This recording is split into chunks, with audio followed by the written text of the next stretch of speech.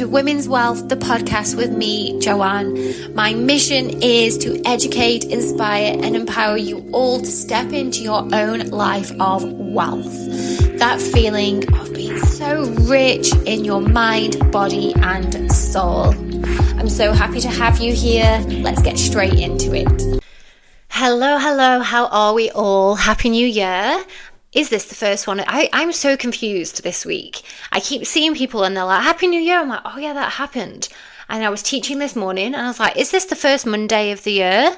Or have we already had one? Was Monday, did we have what? I've got no idea where we are, what day we're on, what year it is. So I think this is the first podcast of 2025. Yes, it is. So Happy New Year. I feel like I said this in the last one. Anyway, Happy New Year. Welcome back. I hope you all had an amazing New Year, amazing Christmas if you celebrate Christmas. Actually, if you celebrate New Year, I know a lot of people that don't celebrate New Year in January. They celebrate in March. Maybe I can do a podcast on that. So I always take it with a pinch of salt anyway, as I've spoken about in my previous podcasts. So remember not to be too hard on yourself. Scrap those resolutions. Make some promises. Make some intentions. Make them small. We've talked about this, so no need to go through it all over again. Let's get on with what I want to share with you today. So today I want to talk about something that you're going to see popping up if you follow me on social media, and I'll probably be talking about it quite a lot in my podcast actually, which is the 5 pillars of wealth. Now you might be thinking, what on earth is this? What is she up to? What is going on? But what if I told you there wasn't, but now I've created just a basic framework for us to use, to look at, to reflect on, that is going to help us feel more balanced, more fulfillment, more aligned with our mind, body, and soul. And this is what I've put together to make sure and to help us all, myself included, because I use these, to really step into a life where we feel wealthy. Now, if this is the first time, my podcast has got wealth in the title, or, if you've got me on any of the other social medias and watch my YouTube and you're like, okay, I kind of work it out. It's got well in, it's got a TH on the end. So if you're not sure, if you're new here, if you need a little refresher. So wealth is, of course, it's more than money. It's your well-being, it's your health, it's your wellness. And when I talk about wellness, it's mindset, mental health, physical, social, connecting with other people, learning what foods to eat, what you put into your body. It's the whole shebang. And once we find our own version of wealth, because my version will be completely different to your version, we can then really live a life where we wake up and we feel refreshed, excited every single day. We're excited about the future instead of dreading it. We know that when dread and anxiety and worry come along, that we have the tools to deal with it. So it's not an I still get anxiety. I was actually thinking about it this morning as I was driving to teach, that I felt a little bit off. I felt a bit anxious.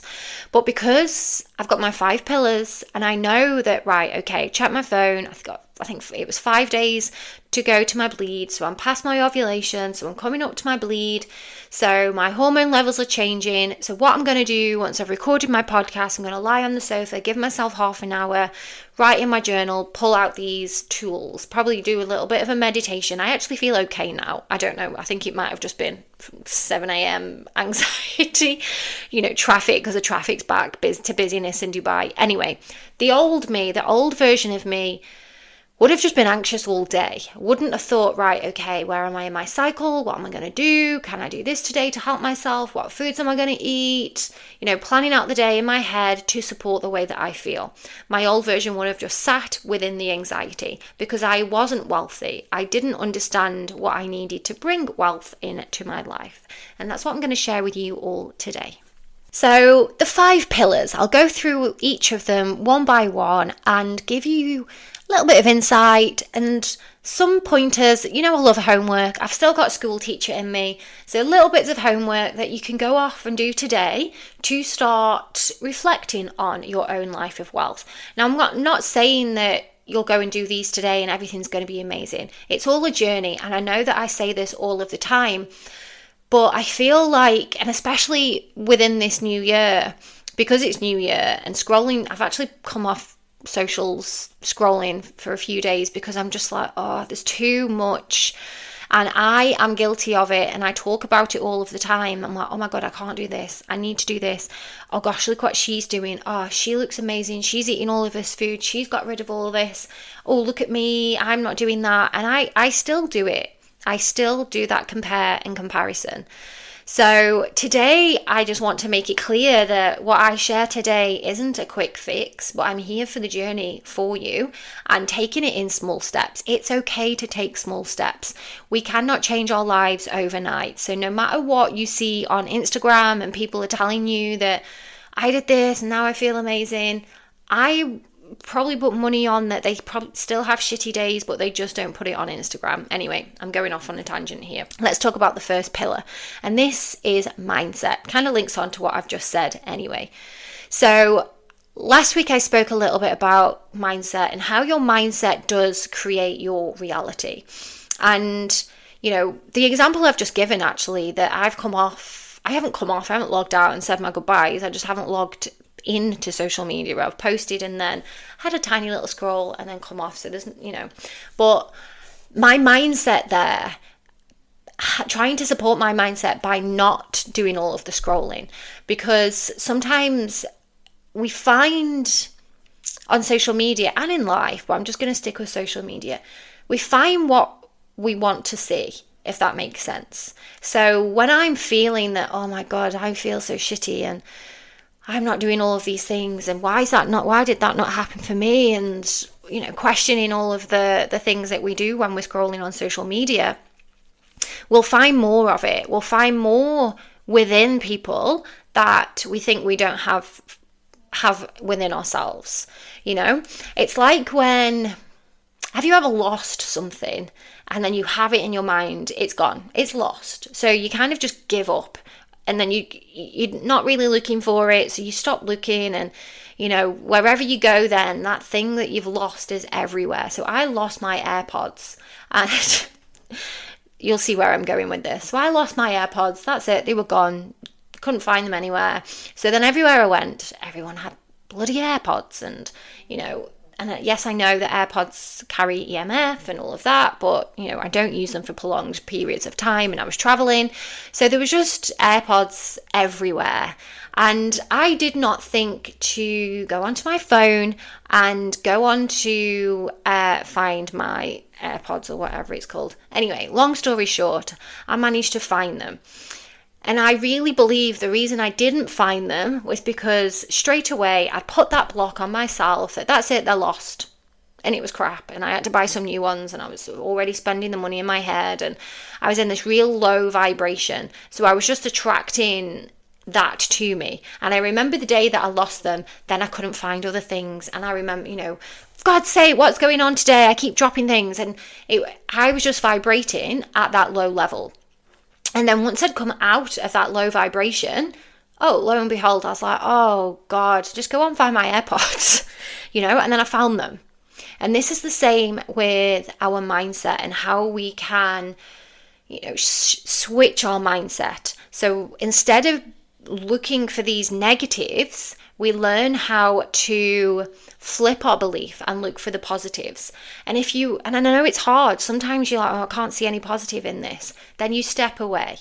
So you log out of social media, you move away from the people that are making you feel negative, or, if you're not feeling very positive and you have friends that also are not feeling very positive, then just, maybe not chatting to them that day. You don't have to break friends forever and ever, but just don't chat to them that day until you feel that your vibration is high. Because and I know that might sound woo-woo, but we do all have our own energy. We do all have our own frequency. And taking that energy and the frequency out of it, it's the mood. And you will know, like I've just said, those days when you have a day when you spill something in the morning and then you jumper gets caught on something and then you're mad at that, and then you're stuck in traffic, and then you look at your top and you've got toothpaste on your top, and then you drop something else and you keep dropping things, and all day you're just like, what is going on with me today? Because we're calling that in, even though we're not necessarily, shouting that I want to be clumsy today, I want to drop everything on me today. We're actually vibrating in it. And what you can do to really help you to step into a more wealthy mindset is have a daily practice, a daily mindset practice. Now, this could be gratitude. Now, every morning I wake up and I endeavor to every morning when I wake up. I actually haven't done it today, but that's okay. I'm going to get my journal out after I've recorded my podcast. I'll write down 3 things that I'm grateful for. And I'm using a journal prompt here. I've actually switched, just side note, to paper-free this year. So I've downloaded the Notability app on my iPad. So everything's going to go on my iPad because I feel like I use my iPad a lot anyway. When I travel, there was journals and all of the things. So I've separated it into my Notability now. So I have this sheet that somebody else has made. Thank you for that. And it's 3 things you're grateful for. I think it might also be 3 things that you're proud of, and there's something else on there as well. Oh, just how did you feel today?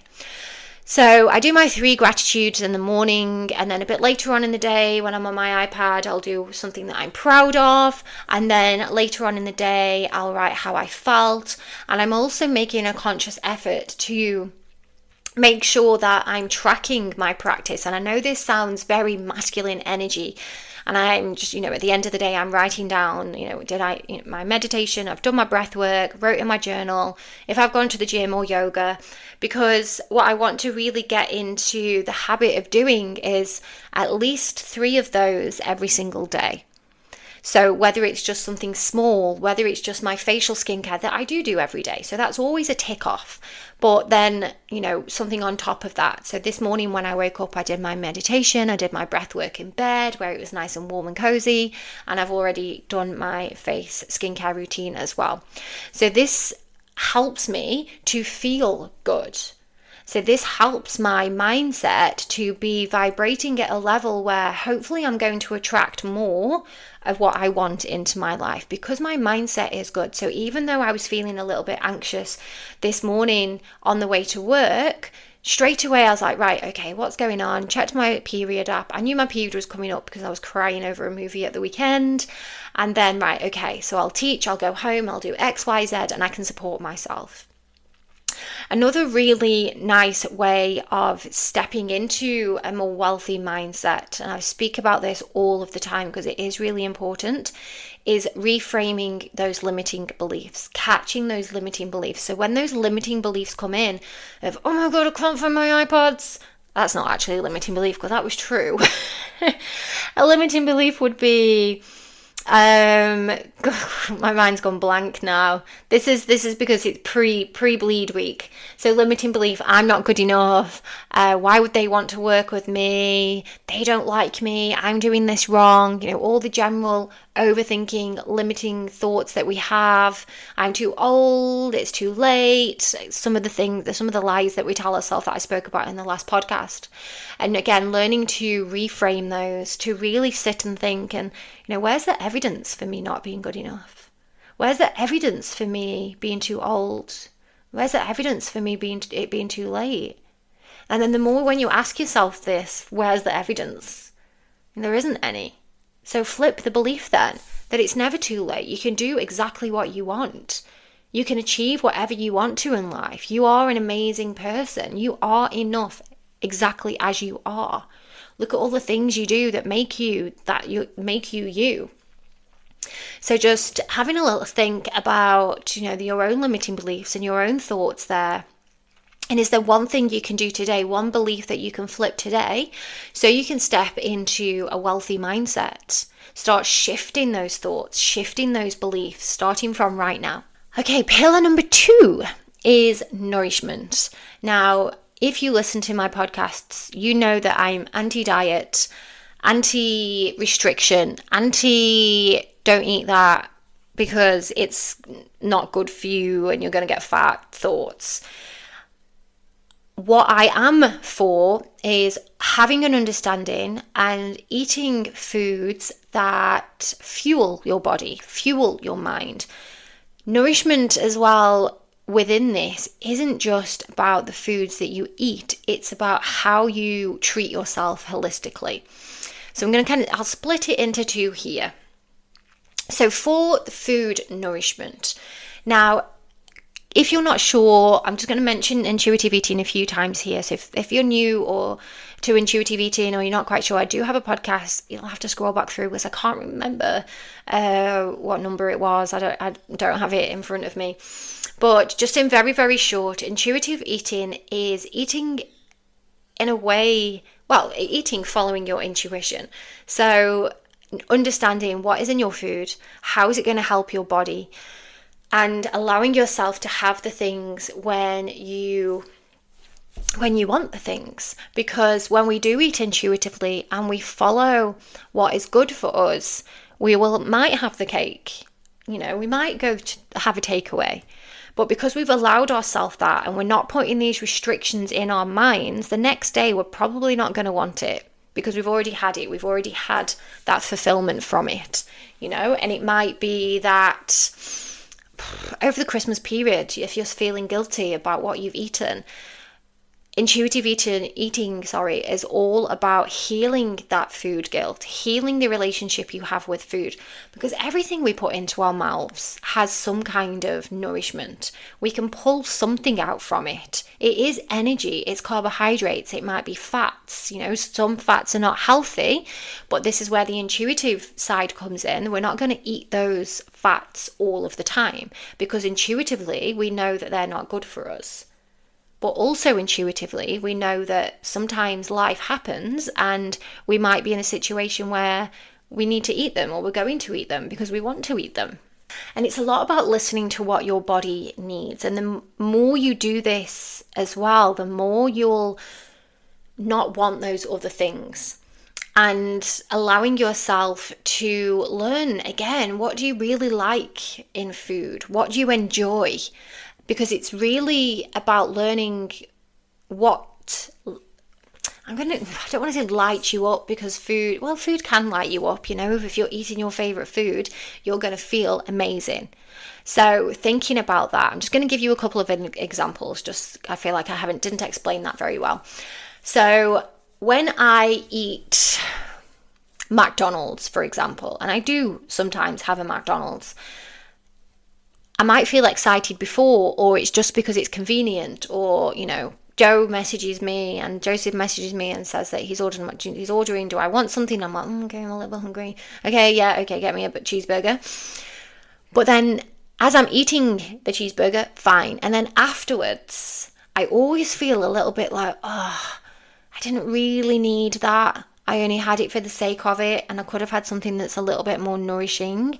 But then I don't sit and dwell on it. I'm like, right, okay, I've got the protein from the meat, great. The carbohydrates from the bread, fine. So I won't be having another one of these tomorrow, because then I also don't feel amazing after I eat that, because it isn't giving me amazing nourishment. Now, if I came home and had maybe a homemade burger with homemade fries, and switching it up for that, I'm probably going to feel a lot better after I've eaten that. And the more you do this, the more you won't reach for the foods that you don't feel amazing after. And when I say don't feel amazing, it's not like guilt, like, oh my God. It's just like, a bit sicky. McDonald's always make me feel a little bit sicky. It's probably the salt, because I have the amount of salt that I need, and there's probably extra salt in them. And again, the same like when you eat too much cake and you love it as you're eating it, well, then after you're like, don't really feel, it's uncomfortable. So you'll stop craving the foods because you don't want that uncomfortable feeling after, and that's your intuitiveness. The same applies in other situations, in all situations. You're not going to put yourself in a situation, you're not going to talk to somebody who makes you feel uncomfortable because they make you feel uncomfortable, and the same will apply for your food. So learning about what nourishes you, what makes you feel good, and using that to guide your diet. And I use diet not as in diet restricting, but diet just in the food that you're eating. And of course, nourishment being how you nourish yourself. So are you getting yourself out in nature? Are you drinking lots of water? Are you surrounding yourself with people who support you and guide you and hold you up and make you feel amazing?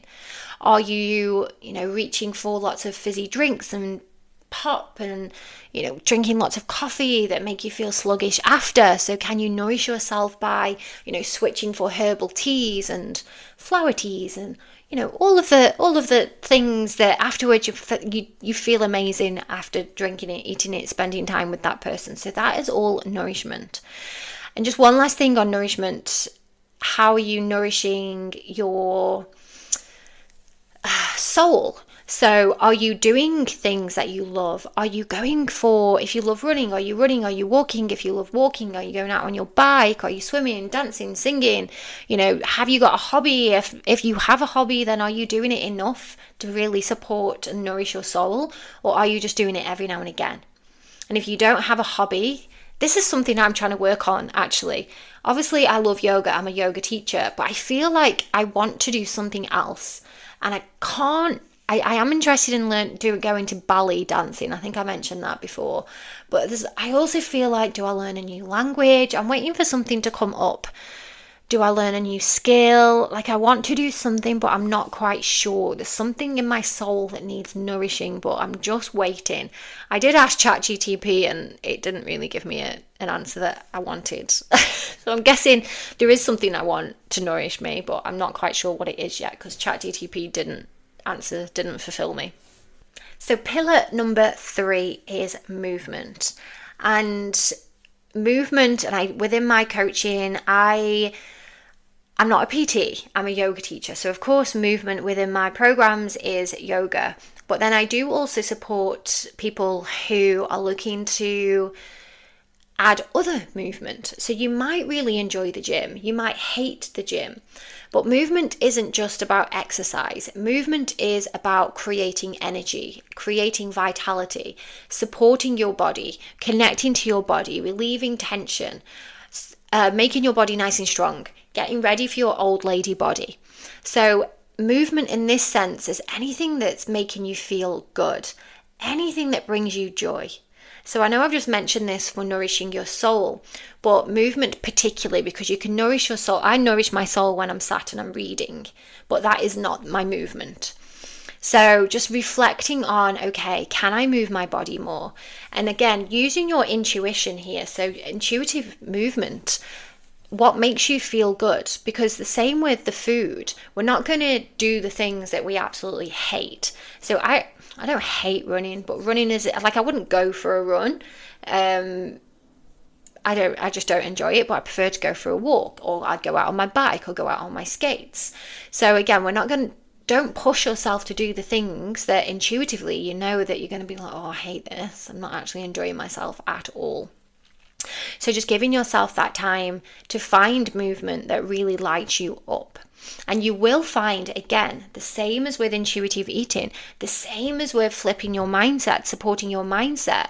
When you are stepping into a life of wealth, the movement that you start with will slowly grow and progress. I would also include breath work under movement, because it can be quite a physical practice, even though you're still here. And maybe even meditation under this category as well of wealth. Meditation probably fits within them all, apart from intuitive eating, because you can't eat it.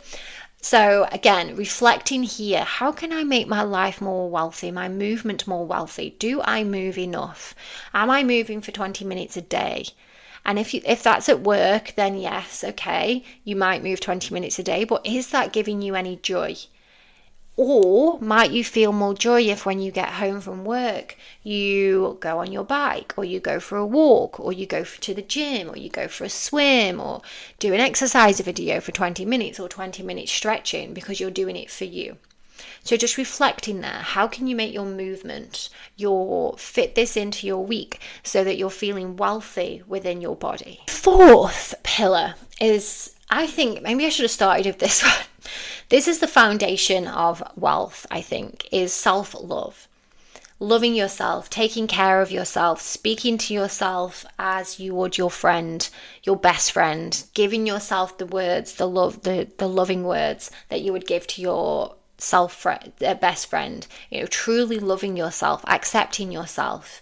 And this might be accepting what you see when you look in the mirror. This might be accepting things that you've done in the past. This might be accepting things you've said or things you can't do. So really and truly just loving you as a whole. So just reflecting here and, do you love yourself? When I ask that, do you go, it's a bit cringy? If I ask you to look in the mirror and say, I love you, does that cringe you out? Because if it does, you need to do it more often. You need to look at yourself in your eyes and say, I love you. And smile when you say it as well. And really mean it. So when you're having these days and you do feel, everyone has them, those low negative days, and you're just feeling tired, and pulling out your self-love toolkit. Because if your best friend came to you and said, oh my God, I feel shit, I'm so upset, I'm so sad, and I don't know why, you would be there. You'd be making the teas, you'd be getting out the chocolate, you'd be, talking about it. How can I help? Let's go for a walk. Let's go and do something for you. Let's go dancing. Let's go, the list would be endless that you would pull out for your best friend. So doing that for you as well. And as you know, recently I've shared about face yoga. I put face yoga under self-love. For me, you might put it somewhere else within the 5 pillars. Again, this is why they're personal to you. But I put face yoga in self-love because I feel that when I'm doing this, it's an act of self-love. It's like I would class taking myself for a massage as a little bit of self-love.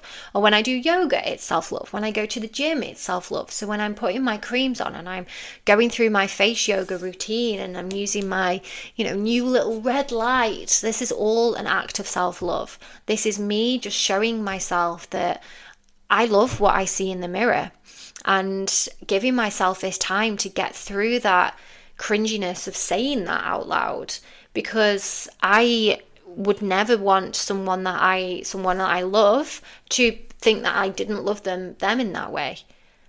And I would love, it's the way that I show love.